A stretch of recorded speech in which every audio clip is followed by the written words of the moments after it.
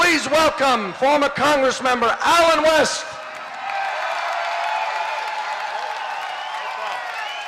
How y'all doing in Times Square? Hey, look at here. I'm not one of these highly educated, easily speaking, kind of intellectual guys. I'm a U.S. Army combat paratrooper. And this is what I want to say. This is the simple message that we should be sending to Iran.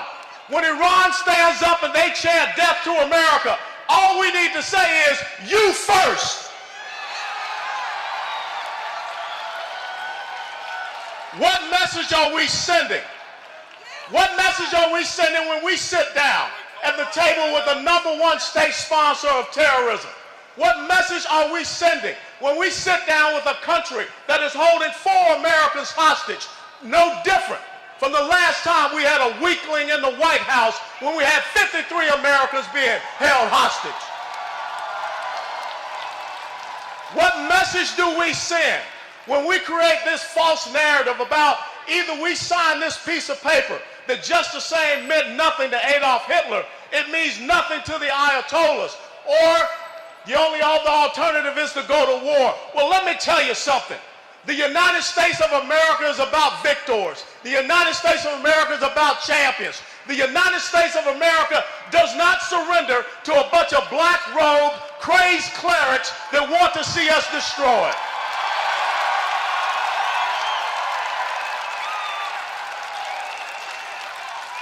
What does it say about us when we sit down and we sign an agreement with a country like Iran so that they can become an economic power, so that in 5 to 8 years, when the UN arms embargo is taken away, they can become a military power, and then in 10 to 15 years, they will become a nuclear power? But yet we stand up and say we're going to cut our United States Army by 40,000. We have the smallest Marine Corps since World War I, the smallest Navy since 1917, the smallest and the oldest Air Force since we created the modern Air Force. What message does President Obama send to these people over in Iran? Is not the message that was sent to Britain 239 years ago at Lexington Green when we fired the shot that was heard around the world.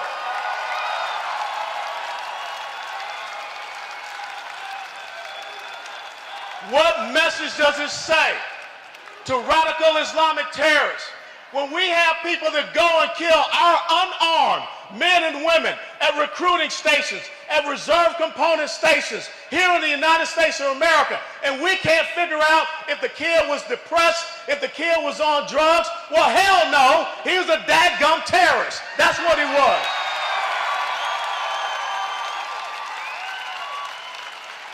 Now, I got to tell you something. I got to hurry up and get off this stage because I got to go to a fundraiser and a Broadway show. What type of commander-in-chief do you have when Americans have lost their lives on our soil, and it's more important to come up here and take in a play than go to Chattanooga, Tennessee and lower the flag half-mast over the White House?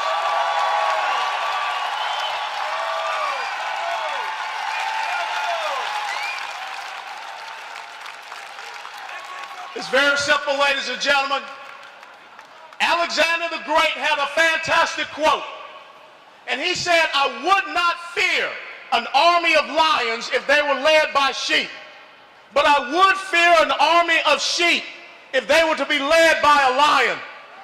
This great nation is a nation of lions that is currently being led by the greatest of sheep that we have ever seen in our 239 years of existence.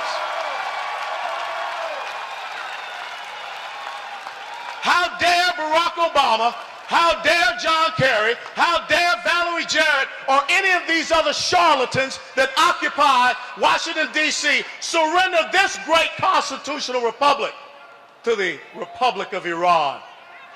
Ladies and gentlemen, it was said in December 1775 by Thomas Paine that these are the times that try men's souls, that the sunshine patriot and the summer soldier will shrink from his duties, but to those who will make a stand.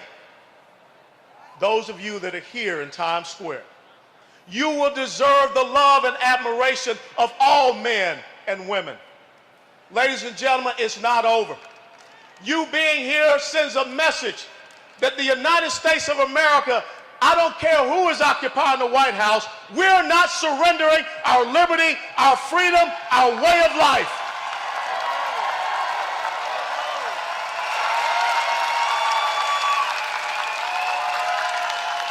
I want President Barack Obama to know one thing. You may say that you have done something that no one else has ever done. You know why no one else has ever done it? Because it's a damn stupid thing that you just did.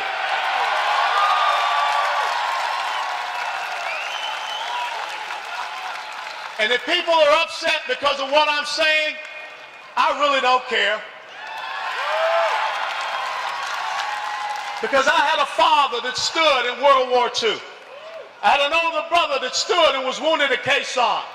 I gave 22 years of my life to make sure that that great beacon of liberty, freedom, and democracy continues to stand. And I have a nephew, I have friends that are still serving on the front lines. And my commitment is to the oath that I took on 31 July 1982 to support and defend the Constitution of the United States of America against all enemies, foreign and domestic, and to bear true faith and allegiance to the same. It's not to anybody's historic event. It's not for anyone to have some special exhibit in their presidential library. It's to make sure that the enemies of America and the enemies of Israel are crushed and brought to their knees. God bless you all. God bless America. God bless Israel. Thank you.